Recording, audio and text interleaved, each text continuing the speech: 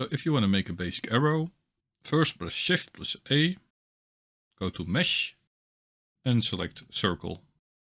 Then go to the bottom left of your screen and click on Add Circle. Then go to Vertices and change 32 into 3.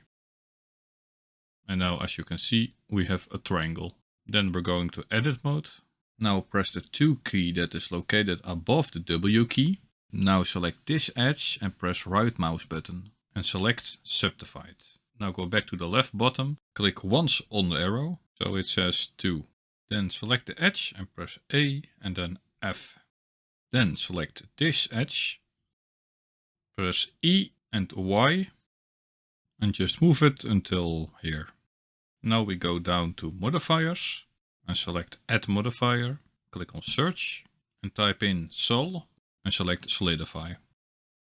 Then go down to Thickness and slide this up. Now as last thing, go back to Object mode, press right mouse button, go to Set Origin and click on Geometry to Origin. And as you can see, we now have an arrow.